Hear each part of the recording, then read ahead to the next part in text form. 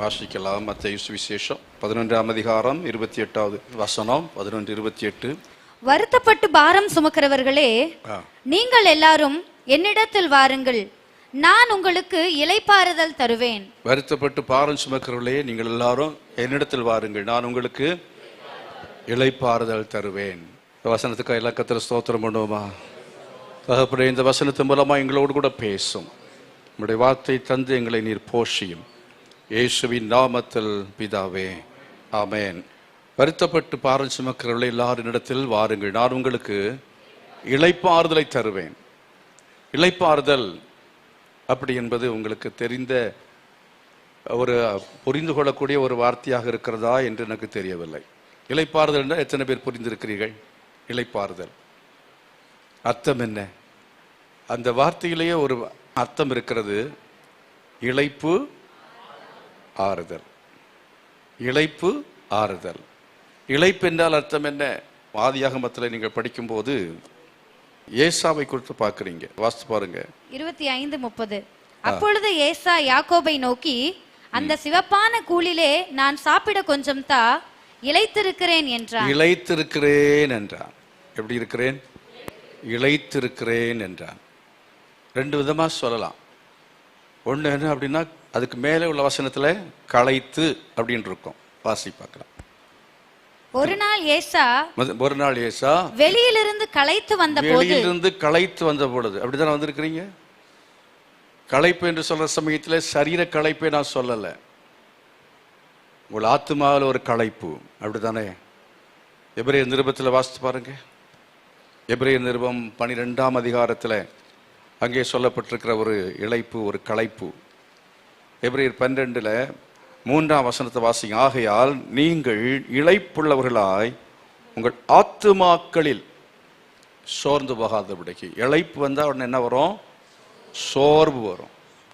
இளைப்பு உள்ளவர்களாய் சோர்ந்து போகாதபடிக்கு. அநேகம் நம்ம ஒரு இளைப்பு, ஆத்துமாவில் ஒரு இளைப்பு. திங்கள் முதல் சனிக்கிழமை வரையிலையும் எல்லா இடம் வெளியில போய் ஏசா எங்கெல்லாம் போயிட்டு வருவான், எங்கெல்லாம் போவான் அப்படிங்கிறத குறித்து அங்கே நம்ம படிக்கும்போது, அவன் ஆதியாகமத்தில் 25-27 படிக்கிறோம். அவன் வன சஞ்சாரியா இருந்தான்.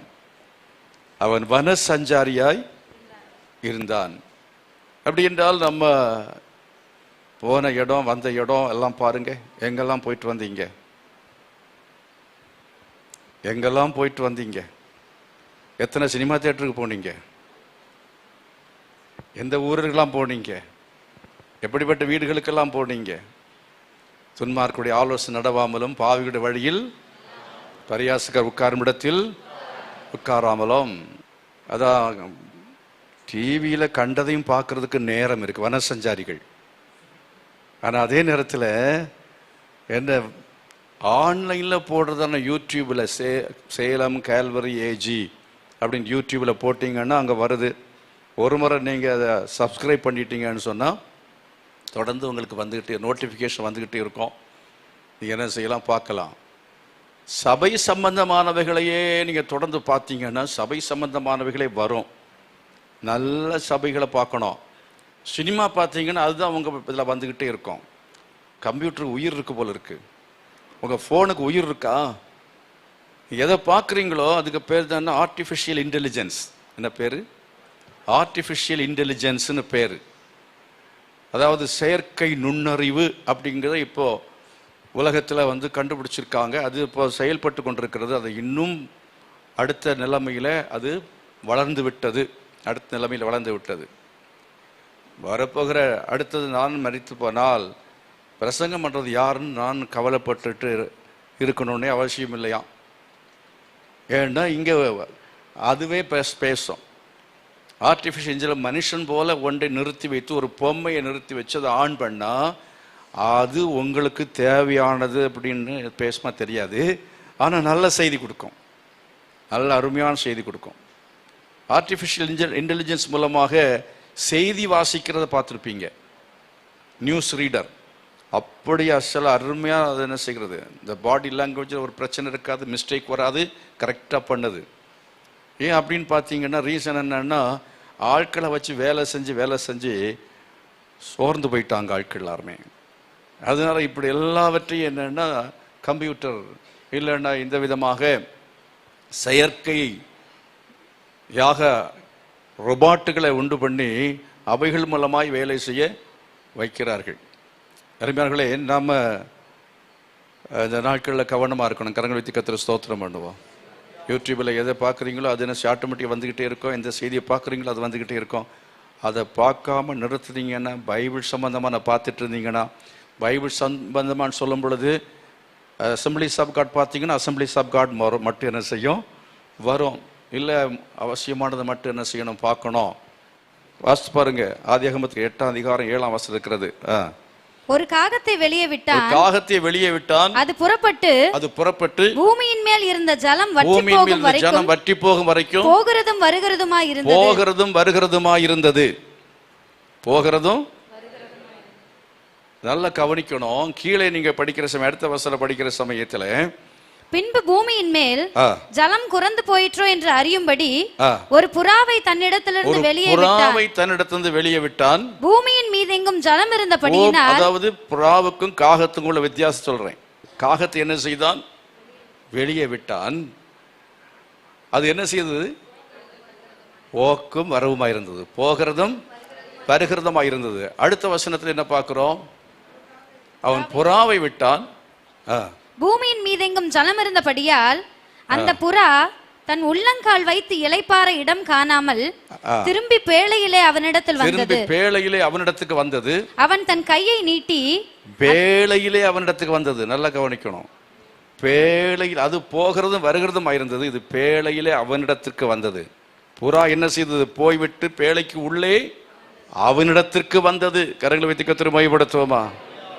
அது ஒரு செய்தியை, போன காரியத்தை அதை சொல்லும்படி கரெக்டாக சரியாக அது வந்து சேர்ந்தது. ஆமீன். கரங்களை வைத்து கர்த்தரை மகிமைப்படுத்து. ஹல்லேலூயா. புறாவை குறித்து பார்க்கும் பொழுது, அது கால் வைக்கிறதுக்கு இடம் இல்லாதபடினாலே அது என்ன செய்ததா? அது திரும்ப அவனிடத்துக்கு பேழைக்குள்ளே வந்தது என்று சொல்லி பார்க்கிறோம். கால் வைக்கிறதுக்கு இடம் இல்லைன்னு சொன்னால் அது எவ்வளோ நேரம் பறக்க முடியும்? யோசித்து பாருங்க. பறக்கவே முடியாது. உலகத்திலே உங்களுக்கு இளைப்பாறுதல் இல்லை. உலகத்திலே நீங்கள் போனாலும், உலகத்திலே போய் பறந்து பறந்து பறந்து கடைசியாய் களைத்து போய் என்ன செய்கிறீர்கள்? அங்கே உங்களுக்கு கால் வைப்பதற்கு இடம் இல்லை. உங்களுக்கு இளைப்பாறுதல் கிடைக்கக்கூடிய ஒரே ஒரு இடம் தேவனுடைய சபைதான். உங்களுக்கு கால் வைக்கக்கூடிய இடம், ஒரே ஒரு இடம் இயேசு கிறிஸ்துவுக்குள் தான். கிறிஸ்துவுக்குள் தான் உங்களுக்கு அமைதி, கிறிஸ்துவுக்குள் தான் உங்களுக்கு இளைப்பாறுதல், கிறிஸ்துவுக்குள் தான் உங்களுக்கு சந்தோஷம், கிறிஸ்துவுக்குள் தான் உங்களுக்கு சமாதானம். வெளியிலே இல்லவே இல்லை. நீங்க எவ்வளவுதான் வெளியே சுற்றி பார்த்தாலும், வெளியிலே நீங்கள் சினிமா பார்த்தாலும், வெளியிலே போய் நீங்கள் என்ன குடிக்கிறவனா இருந்தா குடிக்கிறவன்கிட்ட கேளுங்க, குடிக்கிறவனுக்கு என்ன இல்லை? நிம்மதி இல்லவே இல்லை. பேழைக்குள்ள ரெகுலராக போய் திரும்ப வந்து சேருகிற புறாக்களா இருக்க வேண்டும். அப்படி இருக்கிறதான புறாக்களுக்கு தான் என்னன்னா இளைப்பாறுதல் உண்டு. கரங்களை விட்டு கர்த்தரை மகிமைப்படுத்துவா. பேழைக்குள்ள வரும்போது கர்த்தர், அதாவது அந்த புறாவுக்கு எப்படி இளைப்பாறுதல் கிடைத்ததோ அதுக்காக தான் பேழைக்குள்ளே வந்தது. இன்றைக்கு வந்திருக்கிறதான நீங்கள் ஏன் இங்கே வந்திருக்கிறீங்க? வாரம் முழுதும் வெளியில பறந்து பறந்து பறந்து உங்களுக்கு இளைப்பாறுகிறதுக்கான எதுவும் உங்களுக்கு இல்லாததுனாலே நீங்கள் ஞாயிற்றுக்கிழமையில இங்கே வரும்போது, ஞாயிற்றுக்கிழமை எனக்கு ஒரு இளைப்பாறுதல் கிடைக்கும், இந்த பேழையில போனால் அவனுக்கு இளைப்பாறுதல் கிடைக்கும், ஆண்டவரிடத்திலிருந்து நான் சில காரியங்களை என்ன செய்ய கற்றுக்கொள்வதன் மூலமாக எனக்கு இளைப்பாறுதல் கிடைக்கும், தேவ சமூகத்தில் எனக்கு ஆகாரம் உண்டு, அந்த ஆகாரத்தில் எனக்கு இளைப்பாறுதல் கிடைக்கும் என்று சொல்லி தேவ சமூகத்துக்கு வந்திருக்கிறீர்கள். இங்கே வரும் பொழுது களைப்போடு வந்த நீங்கள் போகும்போது எப்படி போவீர்கள்? களைத்தவர்களாக அல்ல, சோர்ந்து போனவர்களாக அல்ல, நீங்கள் பலனடைந்தவர்களாய் கடந்து செல்ல போகிறீர்கள். எத்தனை பேர் விசுவாசிக்கிறீங்க? ஹல்லேலூயா. காகம் என்ன செய்தது? காகத்திற்கு அங்கே வந்து அதுக்கு களைப்பு இருந்ததா இல்லையா என்று தெரியவில்லை. புறாவுக்கு அங்கே என்னன்னா இளைப்பாறுதல் இல்லை, அது உற்சாகமாக பறந்தது. உற்சாகமாக இருந்தது. பேழைக்குள்ளே அதற்கு உற்சாகம் இல்லை, பேழைக்குள்ளே அதுக்கு இளைப்பாறுதல் இல்லை. அவருடைய ரிலாக்ஸேஷன், அதனுடைய சந்தோஷம், அதனுடைய மகிழ்ச்சி எல்லாமே மேலே உட்கார்ந்து இருக்கிறது மட்டுமல்ல, அப்போ அப்போ அது மறுபடியும் கீழே பறந்து போகுது. கட்டுப்பாடு இல்லை பாருங்க. எப்போ ஜன்னலை திறந்தாதான் போக முடியும். அவன் ஜன்னலை திறந்து விட்டான், காகம் போனது. இனி இவர் திறக்கும்போது தானே போனோம். ஆனால் நான் திறக்கும்போது போகிறதுக்கு நான் அடிமையா? நான் மேலே உட்கார்ந்துக்கிறேன், நான் மேலே உட்கார்ந்துக்கிறேன். மேலே உட்கார்ந்துருந்த காகம் அடிக்கடி அதுக்கு போகிறதுக்கு வாய்ப்பு என்னன்னா, அது எப்பெல்லாம் போகணுமோ அப்போல்லாம் சினிமாவுக்கு போகலாம், எப்பெல்லாம் போகலாமோ அப்போல்லாம் என்ன செய்யலாம், உட்காந்து என்னதையும் பார்க்கலாம், எப்படியும் வாடலாம், எப்படியும் ஜீவிக்கலாம். யாரும் கேட்க முடியாது. இங்கே நோவா என்ன செய்ய மாட்டார், எந்த கேள்வியும் கேட்கறதுக்கு அவருடைய கட்டுப்பாட்டுக்குள்ள இல்லை. மேலே பேழைக்கு மேலே உட்கார்ந்து இருக்கிற இந்த காகம் அது என்ன செய்யும்னா, அடிக்கடி பறந்து போய் பிணத்துக்கு மேலே உட்காரும். தண்ணிக்கு மேலே மிதந்து கிடக்கிறது பிணங்கள். நோவா காலத்தில் ஜலப்பிரளயத்தினாலே ஜனங்களெல்லாம் அழிக்கப்பட்டு, மிருகங்கள் அழிக்கப்பட்டு மிதந்து கிடக்கிறது. ஆனால் புறாவுக்கு கால் வைப்பதற்கு விருப்பம் இல்லை, புறாவுக்கு அதன் மேல் உட்கார விருப்பம் இல்லை. அருமைகளே, இந்த அசுத்தமான அந்த பிணத்தை சாப்பிடுவதிலே காகத்துக்கு ஒரு சந்தோஷம், ஒரு மகிழ்ச்சி. அது எப்போ வேண்டுமென்றாலும் போகும், எப்போ வேண்டுமென்றாலும் வரும். அப்படிப்பட்ட கட்டுப்பாடற்ற விசுவாசிகளாய் அசுத்தமான காரியங்களை அனுபவிப்பதிலே நீங்கள் இளைப்பாறி கொண்டிருப்பீர்கள் என்று சொன்னால் அந்த இளைப்பாறுதல் நிலைத்து நிற்பதில்லை. அப்படிப்பட்டதான ஒரு இளைப்பாறுதலை அனுபவித்த ஒரு மனிதனை குறித்து தான் நாம் பரிசுத்த வேதாகமத்திலே வாசிக்கும் பொழுது ஏசாவை குறித்து அங்கே நம்ம படித்தோம். அந்த ஏசாவை குறித்து படிக்கிற சமயத்தில் அவன் களைத்து போனவனாய், இளைத்து போனவனாய் வந்தான்.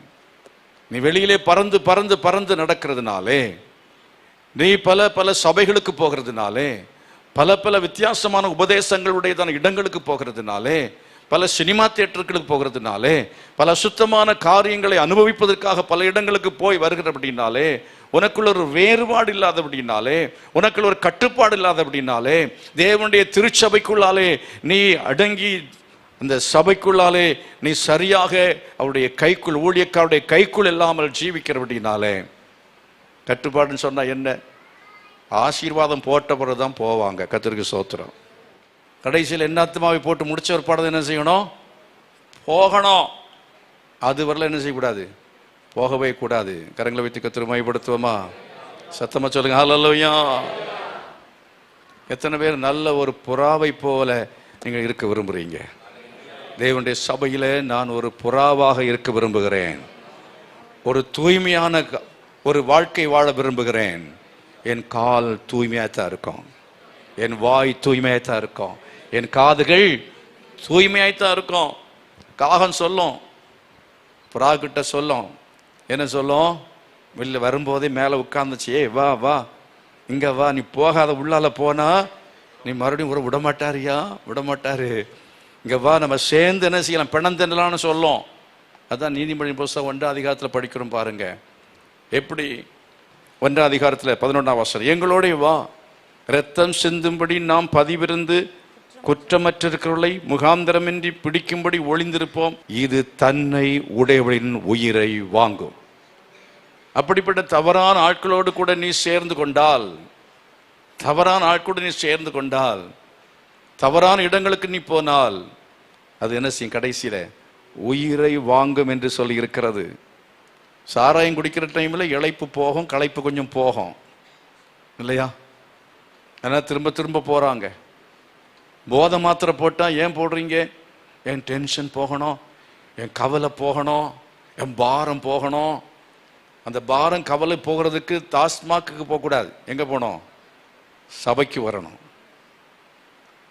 ஆண்டவர் இயேசு சொல்கிறார், வருத்தப்பட்டு பாரம் சுமக்கிறவர்களை நீங்கள் எல்லாரும் என்னிடத்தில் வாருங்கள், நான் உங்களுக்கு என்ன தருவேன், இளைப்பாறுதல் தருவேன் என்று சொல்லி இருக்கிறார். ஆகவே ஆண்டவராய் இயேசுவிடத்திலே வரும் பொழுதுதான் இளைப்பாறுதல், இளைப்பு ஆறும். ஹல்லேலூயா. இளைப்பு மாறும். சில ஆட்களை பார்க்கும் பொழுது தெரியும், இளைத்து போயிருக்கிறது தெரியும். கேட்பாங்க, என்ன பிரதர் ரொம்ப இழைச்சி போயிருக்கீங்களே, கேட்பாங்களா இல்லையா? சிலருக்கு வழக்கமாக அப்படி கேட்குறத வச்சுருக்காங்க. பாஸ்டர் ரொம்ப இழைச்சி போயிட்டீங்களே, சிஸ்டர் கொஞ்சம் இழைச்சி போயிட்டீங்களே, அதுக்கு பதில் சொல்லி எங்களுக்கு தாங்காது. என்னவோ அவங்க சாப்பாடு கொடுக்குற மாதிரியும் நம்ம சாப்பிடாதது மாதிரியும் வழக்கமாக பார்த்த உடனே சிலருக்கு நீங்கள் குண்டாயிட்டீங்களே, உடனே அவங்களுக்கு ஒரு பெரிய கவலை வந்து, ஐயோ நான் குண்டாயிட்டேனா, நீ இழைச்சி போயிட்டீங்களே, இப்படி கேட்டு கேட்டே சாகடிச்சிருவாங்க. அதனால வாயை வச்சுட்டு பேசாமல் இருக்கணும். அவங்க ஆத்மாவில் இழைப்பு இருந்ததுன்னா கண்டுபிடிக்க முடிஞ்சால் கண்டுபிடிங்க. உடம்பு எவ்வளோ இழைச்சி போயிருக்குங்கிறது கண்டுபிடிக்கிறதுக்கு நீங்கள் டாக்டரா என்ன? ஒரு டாக்டர் கேட்குறாருன்னா நீங்கள் கொஞ்சம் இழைச்சி போயிருக்கீங்க சிஸ்டர், என்ன விஷயம் நீங்கள் கொஞ்சம் கவனிச்சா நல்லதுன்னு கேட்டால் நல்லது. ஒழுங்க இங்கே டாக்டர்ஸ் இருக்கீங்க, கர்த்தருக்கு ஸ்தோத்திரம், அவங்க அதை செய்யட்டும். உங்களுக்கு ஏதாவது தெரியுமா? தெரியாது. ஆனால் நீங்கள் என்ன எப்படிப்பட்ட டாக்டராக மாறணும்? டாக்டருக்கு மேலே டாக்டர் என்ன தெரியுமா? முக நாடியை பார்க்கணும். என்ன நாடி? கை நாடி அல்ல, முக நாடி. நல்ல வைத்தியர்னு செய்வார், கை நாடியை பிடிச்சி பார்த்த உடனே என்ன வியாதின்னு சொல்லிடுவார். ஆனால் நம்ம எப்படிப்பட்ட நாடியை பிடிக்கணும்? முக நாடியை பிடிச்சி பார்க்கணும். அப்படி பார்க்கும் பொழுதே ஒருத்தர் உருன்னு இருப்பான், அப்போ தெரிஞ்சிடும் இவனுக்குள்ள ஏதோ இருக்குன்னு தெரியும். உங்கள் வீட்டில் வந்த உடனே ஏறின உடனே மனைவி பார்த்தா முகநாடியை பார்த்தா தெரிஞ்சுக்கலாம். அது தெரிஞ்சு என்ன செய்யுங்க, பக்குவமாக நடந்துங்க, இல்லைன்னா கரண்டி பறக்கும். சரி இன்னைக்கு சரியில்லை, கொஞ்சம் வித்தியாசமாக இருக்கிறா, சரி நம்ம ஒன்றும் கேட்க வேண்டாம், பேசாமல் போயிட்டு இன்னைக்கு கொஞ்சம் பத்திரமா இருக்கணும். அப்படி இல்லைன்னா நடக்கிறதே வேறு. அது மாதிரி ஹஸ்பண்டுகள் முகநாடி வெளியிருந்து வரும்போதே முகநாடியை பார்க்கணும். முகநாடி பார்க்கும்போது டிராஃபிக்கில் ப்ராப்ளம் வந்து வருவார், இல்லை ஆஃபீஸில் பிரச்சனைனால வருவார், எங்கேயோ மோதிட்டு வருவார். வரும்போது ஒரு மாதிரி வருவார் அப்படின்னு சொல்லும்போது நீங்கள் வந்த உடனேயே ஒரு மாதிரி நீங்கள் பேச ஆரம்பிச்சுன்னா அவர் ஒரு மாதிரி மாறிடுவார். அவருடைய இல்லாதபடிக்கு என்ன செய்யணும்னா முகநாடியை பார்க்கறதுக்கு தெரியணும். கரங்களை விட்டு கர்த்தரை மையப்படுத்துவோம். நெகேமியாவுடைய முகம் துக்கமுகமாக இருந்தது, அப்படித்தானா? முகம் துக்கமுகமாக இருந்தது அப்படின்னாலே ராஜா என்ன செய்தான்? அவருக்கு கீழே தான் வேலை செய்கிறான். யார்? நெகேமியா. நெகேமியா அங்கே பானபாத்திரக்காரனாக அதுக்கெல்லாம் தலைவனாக அங்கே இருந்து செயல்படுகிறான். விசாரிப்புக்காரனாக இருக்கிறான், முக்கியமான பணியில் இருக்கிறான். ராஜாவுக்கு அவன் முக்கியமான பணி செய்கிறவன். அவனுடைய முகம் துக்க முகமாக இருந்தது. இப்போ ராஜா அப்படி உட்கார்ந்து சாப்பிட்டுட்டு அப்படி எழும்பி போக வரல, அவனை பார்த்து கேட்டான், உன் முகம் இன்றைக்கு ஏன் துக்கமாக இருக்கிறது என்று கேட்டான். என்ன எத்தனை பேர் கவனிக்கிறீங்க? உங்கள் மனைவி பார்த்து கேட்டிருக்கீங்களா? ஏம்மா கொஞ்சம் ஒரு மாதிரி இருக்கிறேன், கொஞ்சம் முகம் ஒரு மாதிரி துக்கமாக இருக்கேன், கொஞ்சம் சோர்வாக இருக்கிறியே, என்ன பிரச்சனை? உடம்பு சரியில்லையா, இல்லை வேற ஏதாவது பிரச்சனையா, யாராவது ஃபோனில் திட்டினாங்களா, இல்லை ஏதோ ஒன்று நீங்கள் கேட்டு தெரிந்து கொண்டால் என்ன செய்ய முடியும்? அவங்களுடைய சோர்வை நீக்க முடியும். தேற்றரவாளனாகிய பரிசுத்தாவியானவர் செய்கிற வேலையை உங்களுக்குள்ள இருக்கிற பரிசுத்தாவியானவர் கொண்டு நீங்களும் செய்ய முடியும், நானும் செய்யணும். எத்தனை பேர் அதை விசுவாசிக்கிறீங்க? சத்தமா கரங்களை வைத்து கர்த்தரை மையப்படுத்துவோமா? நோவாவுடைய தகப்பன் என்ன எதிர்பார்த்தான்டா, இவன் நம்ம என்ன செய்வான்? தேற்றுவான் என்று சொல்லி தான் அவனுக்கு நோவாண்டு பெயர் போட்டான். இவன் நம்மை தேற்றுவான் என்று சொல்லி அவன் எதிர்பார்த்தான். அதே போல உங்கள் பெற்றோர் உங்களை எதிர்பார்க்கிறார்கள், இவன் நம்மை தேற்றுவான். தேற்றுவான் அப்படின்னு எதிர்பார்த்து தான் ஏசானும் பெயர் போட்டான். ஆனா ஈசாக்கை தேற்றவில்லை. ஈசாக்குக்கும் ரெபெக்காளுக்கும் அவன் அதாவது தேர்தலாக ஆறுதலாக இருக்கவில்லை, இளைப்பாறுதலை கொடுக்கிறவனாக இருக்கவில்லை. அவர் ரெண்டு பேரும் உயிரை வாங்குற ஒரு மகனாக தான் இவன் இருந்தான். எத்தனை பேருக்கு தெரியும்? தெரியுமா? 1-2 பேருக்கு தெரியும், மற்றவங்களுக்கு தெரியாது. அவன் என்ன செய்தான்? அவன் போய் இஸ்மவேலுடைய சந்ததியிலே பெண்களை கொண்டு அவன் நோவுண்டாக்குற மகனாயிருந்தான். யாருக்கு? ஈசாக்குக்கும் ரெபெக்காளுக்கும் ஏசா ஒரு நோவு உண்டாக்குற மகனாயிருந்தான். அவனுக்கு இளைப்பாறுதலை கொடுக்கவே இல்லை. அருமையானவர்களே, நீங்கள் பரிசுத்தாவினுடைய அபிஷேகத்தை பெற்றுக்கொண்டால், பரிசுத்தாவின் அபிஷேகம் உங்களுக்குள் இருக்கும் என்று சொன்னால் அநேகரை ஆற்றி தேற்ற முடியும். ஹல்லேலூயா! அப்படிப்பட்ட ஒரு ஊழியக்காரனாக நீங்கள் மாற வேண்டும். கிருபைகளையும் வரங்களையும் பெற்றவர்களாக உங்கள் பிள்ளைகளுக்கு நீங்கள் நோவு அதை உண்டாக்குகிற பெற்றோராக இராதபடிக்கு அவர்களை நீங்கள் ஆற்ற வேண்டும், தேற்ற வேண்டும், அரவணைக்க வேண்டும். அவருடைய முக நாடியை பார்த்து விசாரித்து அவங்களோட பேசி வேற ஒன்றும் செய்ய வேண்டாங்க. ஆறுதல் கொடுக்க, தேர்தல் கொடுப்பதற்கு வேற ஒன்றும் செய்ய வேண்டாம். என்ன செஞ்சா போதும் தெரியுமா? அவங்க பிள்ளைங்கிட்ட ஸ்கூல்ல இருந்து வந்தவொடனே உட்கார வச்சு கொஞ்ச நேரம் பேசுங்க. அல்லேலூயா. எங்கள் அப்பா எங்கிட்ட பேசுறதே இல்லை, எங்கள் அம்மா கிட்ட பேசுறதே இல்லை. அப்புறம் ஐ லவ் யூன்னு எவனா சொன்னால் போயிட்டே இருக்கும். புரியுதா? இப்போ ஏன் போகுது? I am very busy. யாரை போல? ஏசா மாதிரி. அதான் படிக்கிறோம். எங்கே படிக்கிறோம்? 25 அதிகாரம் 27 படிக்கிறோம். 25 27 படிக்கிறோம். வாசி பாருங்க. 25 27 ஆதியாகமம். இந்த பிள்ளைகள் பெரியவர்களான போது ஏசா வேட்டையில் வல்லவனும் வனசஞ்சாரியுமாய் இருந்தான். ஏசா வேட்டையில் வல்லவன். டாக்டர் தான், என்ஜினியர் தான், சம்பாதிக்கிறது ரொம்ப பெரிய ஆள் தான். அவர் என்ன வீட்டில் இருக்க மாட்டார். பிஸி பிஸி பிஸி பிஸி பறந்துக்கிட்டே இருப்பார். வன சஞ்சாரியாக இருப்பார். அவன் பிள்ளைகளை பார்க்கறது யார்? மனைவியை பார்க்கறது யார்? மனைவிட்ட பேசுறதுக்கு நேரம் இல்லை. ராத்திரி பகலா மனைவிட்ட எந்த நேரத்தும் கொடுக்கறது நேரம் இல்லை. அவள் என்ன பண்ணுவா? பக்கத்தில் போயிடுவா. பிள்ளைகள் போயிடுவாங்க. அதனால் வன சஞ்சாரியாக இருக்கிற ஆண்கள் ஜாக்கிரதை. வன சஞ்சாரியாய் நாம் இராதபடிக்கு என்ன செய்யணும்? வீட்டில் நேரத்தை செலவு பண்ண, குறித்த நேரத்துக்கு வீட்டுக்கு வரணும். குறித்த நேரத்தில் வீட்டில் இருந்து குடும்ப ஜெபம் நடத்தணும். குடும்பமாக தேவனுடைய சபைக்கு பிள்ளைகளையும் மனைவியும் அழைத்து கொண்டு வர வேண்டும். எத்தனை பேர்? ஆமென், ஹல்லேலூயா. கரங்களை சேர்த்து கர்த்தரை மகிமைப்படுத்துவோமா? நீங்க என்ன செய்யணும்? குடும்பமா தேவனுடைய சபைக்கு அழைத்து கொண்டு வர ஒரு பொறுப்பான குடும்ப தலைவனா இருக்கணும். உங்க பிள்ளை பெற்றோரை கவனிக்கக்கூடியதான நோவு உண்டாக்காத சரியான நல்ல ஒரு மகனாக இருக்க வேண்டும், நல்ல ஒரு மகளாக இருக்க வேண்டும். உங்க அப்பாவுக்கு இளைப்பாறுதல் கொடுக்கணும். அப்ப என்ன செய்வாரு? ஈசாக்கு அதாவது அவர் 100 வயது வாழ முடியும். யாரு? லாமைக்கு வாழ்ந்த ரொம்ப நாள் வாழ்ந்தான். அதே மாதிரி நோவு உண்டாக்காத மகனாக இருந்தா, தேற்றறிவு செய்கிறதான ஒரு நோவாவாக இருந்தா, நோவாவினுடைய தகப்பனுக்கு நீண்ட வாழ்வு. அருமையார்களே, எத்தனை பேர் நீங்க அப்படி ஒரு தீர்மானம் எடுக்க விரும்புறீங்க? பிள்ளைகள்கிட்ட கேட்குறேன். பிள்ளைங்கிட்ட உங்க பெற்றோருக்கு நீங்க நான் நோவு கொடுக்காம அவங்களை இளைப்பாறுதல கடைசி வரையிலையும் நல்ல அவங்கள கவனிக்கணும், அவங்கள சந்தோஷமா வச்சுக்கணும். கடைசியில் அவங்கள நல்ல விதமா அவங்க ஆண்டோட ராஜ்யத்துக்கு போய் சேருவதற்கு ஒத்தாசை, நித்திய இளைப்பாறுதல் அவர்கள் அடைவதற்கு நீங்கள் ஒத்தாசை இருக்க வேண்டும். கரங்களை வைத்து கர்த்தரை மகிமைப்படுத்தால் அல்லேலூயா. உங்க அப்பாவும் அம்மாவும் நரகத்துக்கு போனாங்கன்னா உங்களால் தான் அது நடக்கக்கூடாது. என்ன செய்ய வேண்டும்? அவங்களை கடைசியில் நல்லா கவனிக்கணும். அவங்க சோர்ந்து போகக்கூடாது. அவங்க ஆத்மாவில் இளைத்து போனவர்களாய் கடைசியில் அவர்கள் என்ன செய்யக்கூடாது? அவர் நரகத்துக்கு போய் சேரக்கூடாது. அதுக்காக கடைசியில் ஆஸ்பத்திரியில் இருக்கும் பொழுதும் சரி நல்லா கவனிக்கணும். எனக்கு ஆஸ்பத்திரிலாம் கவனிக்க முடியாது, எனக்கு நான் பிஸியாக இருக்கேன். லீவ் போடு. உங்கள் அப்பாவுக்காக நீ லீவு போடு, உங்கள் அம்மாவுக்காக நீ லீவு போடு. உன் மனைவிக்காக தேவைப்பட்டால் நீ என்ன செய்யணும்? லீவு போடணும். நீ என்ன செய்யணும்? ஓய்வு எடுக்க வேண்டிய நேரத்தில் நீ என்ன செய்யணும்? லீவ் எடுக்கணும். கர்த்தர் அப்படி எடுத்தார். ஆதியாகமத்தில் வாசிக்கிறோம். எங்கே? 2ஆம் அதிகாரத்தில் 6 நாட்கள் வேலை செய்தார், 7ஆம் நாளும் வேலை செய்து கொண்டிருந்தார். இல்லவே இல்லை. 6 நாட்கள் வேலை செய்தார், 7ஆம் நாள் என்ன செய்தார்? தன் கிரியைகளை முடித்து அவர் ஓய்ந்திருந்தார் என்று சொல்லப்பட்டிருக்கிறது. கொஞ்சம் நமக்கு என்ன செய்யணும்? ஓய்வு தேவை. சரீரத்திலும் அப்படி உங்களுக்கு ஓய்வு எடுக்க வேண்டும்.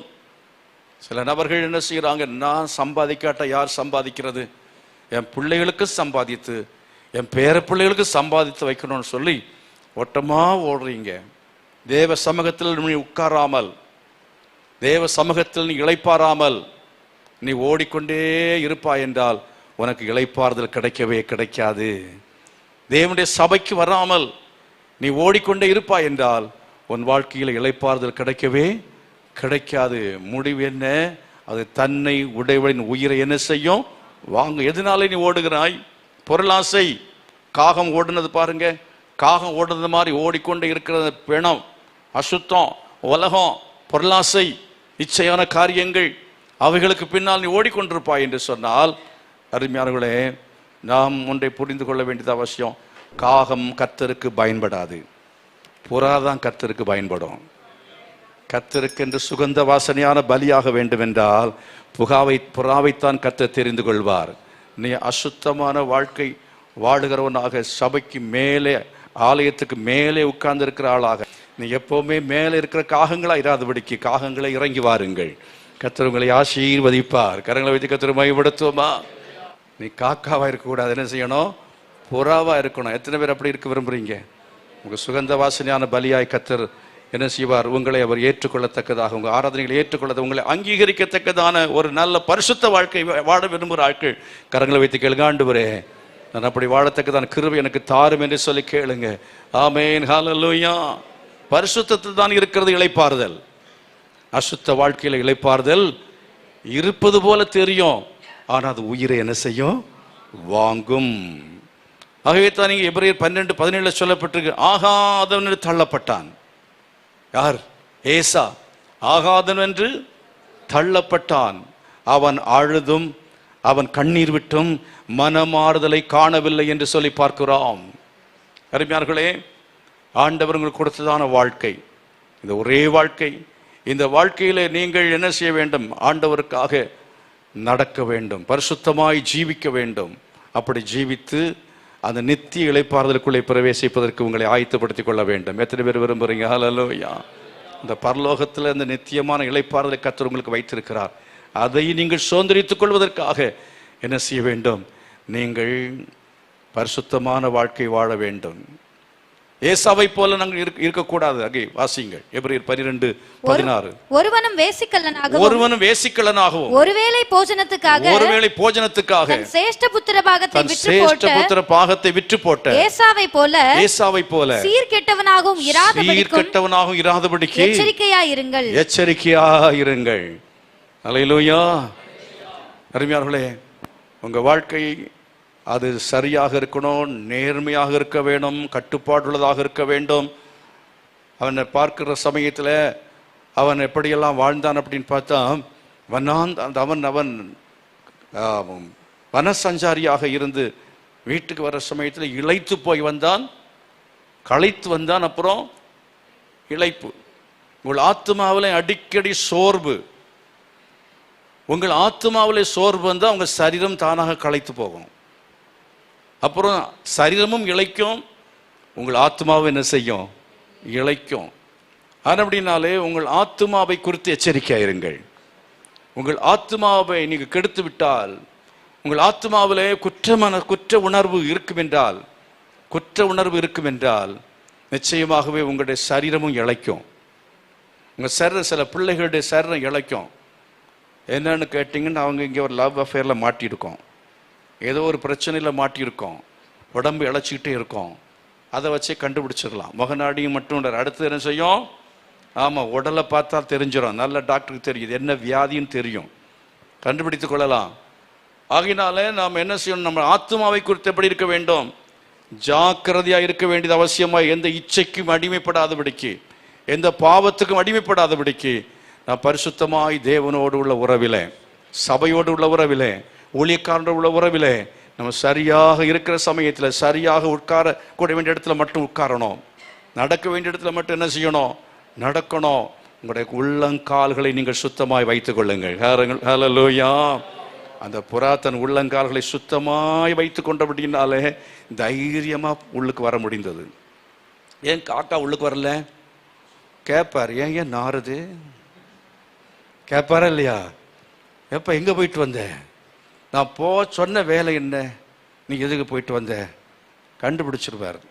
அப்படின்னால நம்முடைய கால்கள் சுத்தமா இருக்கட்டும், நம்முடைய கைகள் சுத்தமா இருக்கட்டும், நம்முடைய கண்கள் சுத்தமா இருக்கட்டும், நம்முடைய காதுகள் சுத்தமா இருக்கட்டும். கர்த்தர் உங்களுக்கு இளைப்பாறுதலை தருவார். அசுத்தமானதை பார்த்து பாருங்க. சினிமாவே பார்க்க மாட்டேன்னு தீர்மானம் பண்ணியிருப்பீங்க. இந்த வாரம் காக்கா சொல்லும், ரொம்ப நல்ல சினிமா புதுசா வந்திருக்கு. யார் நடிச்சது சொல்லுங்க. புதுசா வந்து ஒன்று சொல்லுங்களா? ஒரு புதுசா ஒரு சினிமா வந்திருக்குல்ல, சொல்ல மாட்டீங்களோ? சொல்ல மாட்டீங்க. நல்ல காக்காக்கள். ஸ்தோத்திரம். பழைய காக்கா வேற, இப்போ உள்ள காக்கா வேற. அந்த கால ஒரு 2 கதை உண்டு பார்த்தீங்களா? ஆமா, நரி சொல்லிச்சது இல்லையா, என்ன செய், வாயை திறந்து வடையை போட்டுச்சு. இப்போ உள்ள காக்கா என்ன சொல்லும், அதெல்லாம் காலுக்கள் வச்சுட்டு பாட்டு பாடிச்சுதான். புரிஞ்சுதா? தந்திரமான காக்காக்கள். இப்படி தந்திரமான காக்காக்களா இருக்கிறீங்களா? ரொம்ப ஜாக்கிரதையாக நம்ம இருக்கணும். தெய்வ சமூகத்தில் நம்ம எல்லாரும் நம்ம ஜெபம் பண்ண போகிறோம். அதுக்கு முன்னால் சொல்கிறேன், கிரியை செய்யலைன்னா சும்மா இருந்தால் அவனுக்கு இளைப்பாறுதல் வராது. சும்மா இருந்தால் இளைப்பாறுதல் வராது. சிலருக்கு சும்மா இருந்தால் அப்படியே நம்ம இருக்கலாம். நம்ம வீட்டில் 24 மணி நேரம் சும்மா இருக்கிற சோம்பேறிகளுக்கு என்ன வராது, இளைப்பாறுதல் வரவே வராது. வீட்டில் சுறுசுறுப்பாக வேலை செஞ்சு பாருங்கள், உடம்புக்கு நல்லது, உள்ளத்துக்கும் நல்லது. சகோதரி மாதிரி ஒரு ரசம் மட்டும் வச்சுக்கிட்டு உட்கார்ந்துருந்தேன்னா குடும்பத்தாருடைய உடம்பும் என்ன செஞ்சிடும், சரீரம் கெட்டு போயிடும், உடம்பும் போயிடும், நிம்மதியும் போயிடும். வீட்டில் சண்டை வரும். வீடு சுத்தமாக இல்லைன்னா வீட்டில் என்ன வரும், சண்டை வரும். இளைப்பாறுதல் வரவே வராது. சண்டை வந்தால் இளைப்பாறுதல் இருக்குமா? இருக்கவே இருக்காது. அதனால் என்ன செய்யுங்க, வீட்டை பெருக்கின வீட்டை திரும்ப திரும்ப பெருக்குங்க, உடம்புக்கு நல்லது. தொடச்சதை திருப்பி திருப்பி என்ன செய்யுங்க, துடைங்க. துவைச்ச துணி திருப்பி திருப்பி துவைங்க, உடம்புக்கு நல்லது. அப்படி சொன்னாலும் அப்படியே பண்ணிட்டு உட்கார்ந்துருக்காதுங்க. பைபிளையும் படிங்க, கரங்களை வைத்து கர்த்தரை மகிமைப்படுத்துவா. ஆன்லைன் ஜெபத்துக்கு வாங்க. அப்படி செஞ்சீங்கன்னா உடம்புக்கும் ஆரோக்கியம், மனசுக்கும் ஆரோக்கியமா இருக்கும். 4 வேலையை செஞ்சு பாருங்க, மனசுக்கு என்ன ஆரோக்கியம் தெரியுமா, என்ன சந்தோஷமா இருக்கும். வீடு அழுக்க ஆரம்பிச்சு, நான் செஞ்சு முடிச்சுட்டேன், ஒரு என்ன சமாதானம், ஒரு அமைதி, ஒரு ரிலாக்ஸேஷன், ஒரு இளைப்பாறுதல் உங்களுக்குள்ளால இருக்கும். டென்ஷன், மன அழுத்தம், இதெல்லாம் போக வேண்டும் என்று சொன்னால் நீங்க சும்மா இருக்கவே கூட. சும்மா இருந்தால் டென்ஷன் வரும், அதே மாதிரி டிப்ரெஷன் வரும். டிப்ரெஷன் யாருக்கு அதிகமாக வரும்னா, வேலை இல்லாமல் இருக்கிற வயசான ஆட்களை பாருங்க, டிப்ரெஸ்டாக இருப்பாங்க. ஏன்னா ஒரு வேலையும் செய்ய அவங்களுக்கு முடியாது, அப்படியே இருப்பாங்க. அவங்களுக்கு டிப்ரெஷன் வரும். ஆகவே சும்மா இருக்காம நம்மால் முடிந்தது எதையாவது செய்யணும், ஊழியத்தை செய்யணும், நீங்கள் குடும்பத்தின் காரியங்களை செய்யணும். அப்படி செய்தால் உங்கள் வாழ்க்கையில் கர்த்தர் நல்ல இளைப்பாறுதலை அவர் தருவார். எல்லாம் எழுப்பி நிற்போமா? சமயம் இல்லாதனால நான் முடிக்கிறேன். எல்லாரும் எழுப்பி நிற்போம், கைகளை உயர்த்தி எல்லாரும் ஒரு நிமிஷம் நல்ல கர்த்தரை ஸ்தோத்திரம் பண்ண போறீங்க. எல்லா கரங்களாசி. நான் ஒரு புறாவா மாற விரும்புகிறேன். கர்த்தர் உங்களுக்கு இளைப்பாறுதலை தருவார். ஆமென். மேலே இருக்கிறத வரை இளைப்பாறுதல் குறையும். நல்ல ஸ்தோத்திரம் பண்ணுங்க பார்க்கலாம். நல்ல ஸ்தோத்திரம் பண்ணுங்க. ஹல்லேலூயா. ஸ்தோத்திரம், ஸ்தோத்திரம், ஸ்தோத்திரம், ஸ்தோத்திரம். தேவ பிரசன்னத்தில் உங்களுக்கு ஆறுதல், தேவ பிரசன்னத்தில் உங்களுக்கு ஆறுதல். ஆமென். ஹல்லேலூயா. தேவ பிரசன்னத்தில் கர்த்தர் உங்களுக்கு ஆறுதலை வைத்திருக்கிறார். இந்த நேரத்தில் நீங்கள் இளைப்பாறுதலை பெற்றுக்கொள்ள நேரம் நல்ல கரங்களை வைத்து ஸ்தோத்திரம் பண்ணும் பொழுது தேவ பிரசன்னம் நம்ம மத்தியில் இறங்கும். தேவ பிரசன்னம் தான் ஆறுதலை தரும். தேவ பிரசன்னம் தான் சமாதானத்தை தரும். தேவ பிரசன்னம் தான் உங்களுடைய வாழ்க்கையிலே இளைப்பாறுதலை தரும். ஹல்லேலூயா. நீங்க வந்து சும்மா உட்கார்ந்து போனதுனால இளைப்பாறுதல் இல்லை. நீங்கள் அவசரமாய் வந்து அவசரமாய் ஓடி போனதுனால இளைப்பாறுதல் இல்லை. கடைசி வரை இருந்து தேவனுடைய பிரசன்னத்தை அனுபவிக்க வேண்டும். கைகளை வைத்து, ஆண்டவரே வசனங்களுக்கு ஒப்பு கொடுக்கிறேன் என்று சொல்லுங்கள், வார்த்தைகளுக்கு ஒப்பு கொடுக்கிறேன் என்று சொல்லுங்கள். நல்ல கைகளை வைத்து தேவ சமூகத்தை எல்லாம் ஜெபம் பண்ணுங்க. ஹல்லேலூயா. உமக்கு ஸ்தோத்திரம், ஸ்தோத்திரம், ஸ்தோத்திரம், ஸ்தோத்திரம், ஸ்தோத்திரம். ஆண்டவரே நன்றியோடு உமக்கு ஸ்தோத்திரம். நல்ல ஸ்தோத்திரம் பண்ணுங்க. தேவ பிரசன்னத்தால் நிரப்பப்படுங்க. அபிஷேகத்தால கர்த்தர் உங்களை நிரப்புவாராக. பரிசுத்த ஆவி உங்கள் மேல் வரும் பொழுது அவர் உங்களை தேற்றுகிறவராய் வருகிறார். அவர் உங்களை ஆற்றுகிறவராய் வருகிறார். உங்கள் காயங்களை கட்டுகிறவராய் வருகிறார். உங்களை பலப்படுத்துகிற பரிசுத்த ஆவியானவர், இளைப்பாறுதல் தருகிற பரிசுத்த ஆவியானவரை ஒவ்வொருவரும் பெற்றுக்கொள்வீர்களாக. கண்களை மூடி ஸ்தோத்திரம் பண்ணுங்க. Receive the Holy Spirit. Oh, feel the presence of God. Hallelujah. Glory, glory, glory, glory, glory to God. எல்லாரும் கண்களை மூடி நல்ல ஸ்தோத்திரம் பண்ணுங்க. நல்ல ஸ்தோத்திரம் பண்ணுங்க. நல்ல ஸ்தோத்திரம் பண்ணுங்க. தேவ பிரசன்னம் உங்கள் மேல் இறங்கி வரட்டும். தேவ மகிமை இறங்கி வரட்டும். உங்கள் ஆத்துமாவை அவர் உயிர்ப்பிக்கிறார். ஹல்லேலூயா. சோர்ந்து போன உன்னை கர்த்தர் உயிர்ப்பிக்கிறார். மனம் தளர்ந்து போயிருக்கிற உன் வாழ்க்கையிலே கர்த்தர் உன்னை இந்த நேரத்தில் உற்சாகப்படுத்துகிறார். கரங்களை கொட்டி பரிசுத்த ஆவியானவரே உம்மை மகிமைப்படுத்துகிறேன். ஆண்டவரே என் வாழ்க்கையில எனக்குள்ளே வந்தனை ஆற்றுவீராக, தேற்றுவீராக. என்னை தைரியப்படுத்துவீராக. என் பயங்கள் எல்லாம் நீங்கட்டும் ஆண்டவரே, என் வேதனைகள் நீங்கட்டும் ஆண்டவரே, என் மனதின் காயங்கள் ஆற்றப்படுவதாக. ஓ ஹல்லேலூயா. சோர்ந்து போனவனாய் வந்தேன், என் சோர்வை நீ நீக்கினதுக்காய் நன்றி என்று சொல்வதற்கு மறுபடியும் கரங்களை கொட்டி ஆண்டவரே உமக்கு நன்றி அப்பா. உம்முடைய வார்த்தையினால் என்னை ஆண்டவரை ஆற்றினதுக்காக ஸ்தோத்திரம், என்னை தேற்றினதுக்காக ஸ்தோத்திரம், என்னை தைரியப்படுத்தினதுக்காக ஸ்தோத்திரம், என்னை உற்சாகப்படுத்தினதுக்காக ஸ்தோத்திரம். பரிசுத்த ஜீவி உனக்கு ஆறுதலை தரும். துன்மார்க்க ஜீவி அசுத்த வாழ்க்கை உனக்கு ஆறுதலை தராது. உன் வாழ்க்கையை நீ நிம்மதி இழந்து போவாய். கரங்களை வைத்து ஆண்டவரே நான் பரிசுத்தமா ஜீவிக்கணும் அப்பா, நான் பரிசுத்தமா ஜீவிக்கணும். தகப்பனே உமக்கு ஸ்தோத்திரம். கரங்களை வைத்து நம்முடைய பிள்ளைகளுக்காக ஜெபிக்கிறேன். நம்முடைய பிள்ளை ஒவ்வொருவரையும் கர்த்தர் ஆசீர்வதிப்பீராக, ஒவ்வொரு கர்த்தர் ஆசீர்வதிப்பீராக. ஓ ஹல்லேலூயா. இயேசுவின் நாமத்தினாலே இந்த மாதத்தில் திருமண நாட்களை காண போகிற மக்களுக்காக ஜெபிக்கிறேன். அவளை ஆசீர்வதிக்க வேண்டும் என்று ஜெபிக்கிறேன். பிறந்த நாளை காண போகிற மக்களுக்காக ஜெபிக்கிறேன். அவளை ஆசீர்வதிக்க வேண்டும் என்று ஜெபிக்கிறேன். வியாதிகள் பலவீனங்களோடு வந்திருக்கிறவர்களுக்காக ஜெபிக்கிறேன். அவளை கர்த்தர் சுகமாக்கும்படியாய் ஜெபிக்கிறேன். இயேசுவின் நாமத்திலே ஒவ்வொருவரையும் கர்த்தர் சுகப்படுத்தும்படியாய் ஜெபிக்கிறேன். ஒவ்வொருடைய வாழ்க்கையில் அற்புதங்களை செய்யும்படியாய் ஜெபிக்கிறேன். ஓ பொருளாதாரத்திலே குறைவு உள்ளவர்களாய் வந்திருக்கிற ஜனங்களை ஆண்டவரை கண்ணோக்கி பார்ப்பீராக. ஒவ்வொருவரையும் கர்த்தாவை நிறைவான ஆசீர்வாதத்தை நிறைக்கும்படியாய் கேட்கிறேன். ஆசீர்வதியும் ஆண்டவரே.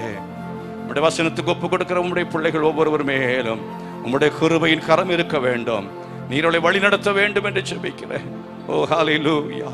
வருத்தப்பட்டு பாரம் சுமக்கிறவர்களே, நீங்கள் எல்லாரும் என்னிடத்தில் வாருங்கள், நான் உங்களுக்கு இளைப்பாறுதல் தருவேன் என்று சொன்ன நம்முடைய வார்த்தையின்படி ஒவ்வொருவருக்கும் இளைப்பாறுதலை கொடுத்து நீர் அனுப்ப வேண்டும் என்று ஜெபிக்கிறேன். இந்த வாரம் முழுவதும் இளைப்பாறுதலோடு கூட அவர் கர்த்தாவே வாழ்க்கையில எந்த விதமான மன அழுத்தங்கள் இல்லாதபடிக்கு, எந்த விதமான மனதில் கர்த்தாவங்க எந்த விதமான பாரங்களும் இல்லாதபடிக்கு உம்முடைய சமூகத்தில் நீர் கொடுக்கிற ஆறுதலை ஒவ்வொரு நாளும் காலையிலே பெற்றுக்கொள்ளணும் ஆண்டவரே. உம்முடைய வேதத்தின் மூலமாய் பெற்றுக்கொள்ள வேண்டும் ஆண்டவரே. உம்முடைய சமூகத்தில் கர்த்தாம் இருந்து உம்முடைய ஆறுதலை அனுபவிக்கத்தக்கதாக நீ உதவி செய்ய வேண்டும் என்று ஜெபிக்கிறேன். ஆசீர்வதியும் காத்துக்கொள்ளுங்க இயேசுவின் நாமத்தில் பிதாவே, ஆமென்.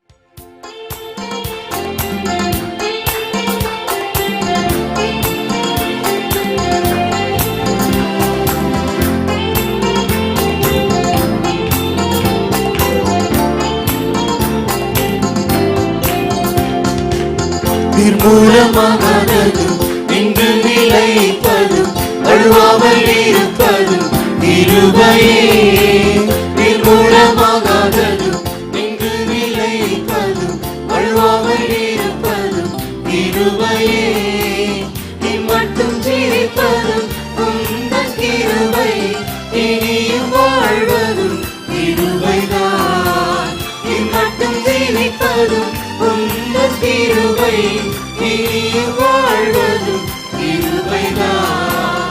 என் கால்கள் சறுக்கிடும் நேரமெல்லாம் தாங்கி நீரே உந்தன் கிருபையாலே.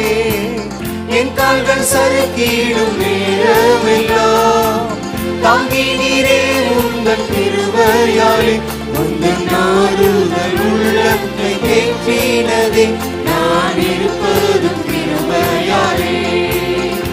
உந்தன் ஆறுதல் உள்ளத்தை தேற்றினதே, நான் இருப்பதும் கிருபையாலே. நிர்மூலமாகாததும் நின்று நிலைப்பதும் வழுவாமல் இருப்பதும் கிருபையே. நிர்மூலமாகாததும் நின்று நிலைப்பதும் வழுவாமல் இருப்பதும் கிருபையே. இம்மட்டும் ஜீவிப்பதும் உந்தன் கிருபை, இனியும் வாழ்வதும் கிருபைதான். இம்மட்டும் ஜீவிப்பதும் உந்தன் கிருபை, இனியும் வாழ்வதும் கிருபைதான். கடக்க முடியாத பாதைகளில் கடந்து சென்றிட பெரும் தந்திரே.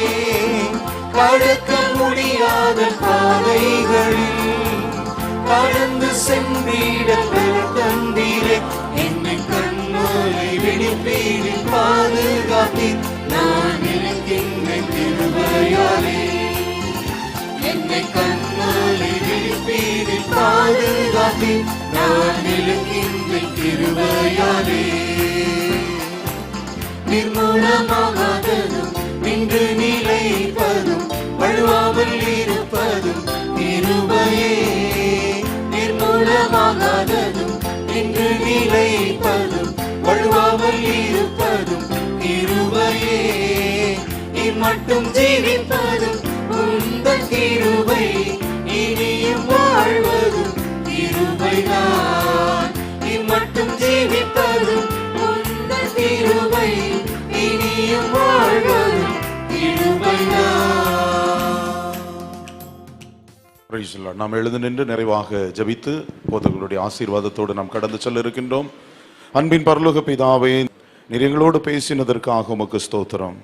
உம்மை துதித்து பாடி உம்மை ஆராதிக்கவும் தொடர்ந்து சத்திய வார்த்தைகளை நாங்கள் தெளிவாக புரிந்து கொள்வோம். கர்த்தர் எங்களுக்கு கிருபை தந்தீர். புறாக்களை போல நாங்கள் வாழ எங்களை அர்ப்பணித்திருக்கிறோம். காகம் போன்ற வாழ்க்கை எங்களுக்கு வேண்டாம் ஆண்டவரே. நீர் விரும்புகிற வண்ணமாக உம்மோடு இணைந்து நாங்கள் வாழ வேண்டும். பேழைக்குள்ளே காண்கிற கர்த்தருடைய மகிமையை நாங்கள் பெற்று இந்த உலகத்திற்கு எடுத்துச் சொல்லுகிறவர்களாக இருக்க வேண்டும். எல்லாவற்றுக்கும் மேலே உமக்கு பயனுள்ளவர்களாக நாங்கள் காணப்பட புறாக்களைப் போல நாங்கள் கபடற்றவர்களாக இருக்க வேண்டும். நற்செய்திகளை மற்றவர்களுக்கு சொல்லுகிறவர்களாக ஆண்டவரே நாங்கள் காணப்பட வேண்டும். அப்படியாக நாங்கள் வாழ்ந்து எங்கள் சபைக்கும் இந்த உலகத்திற்கும் சாட்சி உள்ளவர்களாய் காணப்பட ஆண்டவர் எங்களுக்கு தாரும். அப்பொழுது எங்களுக்கு ஒரு நித்திய இளைப்பாறுதல் உம்மிடத்திலிருந்து கிடைக்கும் என்கிற விசுவாசத்தோடு எங்களை தாழ்த்தி அர்ப்பணித்து கடந்து செல்லுகிறோம். ஜீவனுள்ள எங்கள் நல்ல பிதாவே, அவை நாம் சேர்ந்து சொல்லுவோம். என் ஆத்துமாவே கர்த்தரை ஸ்தோத்திரி. பரிசுத்த நாமத்தை ஸ்தோத்திரி.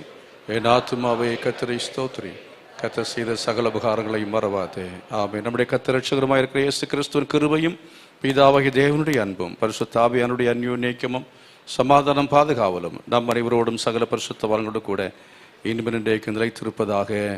ஆமென். God bless you. கர்த்தர் உங்களை ஆசீர்வதிப்பாராக.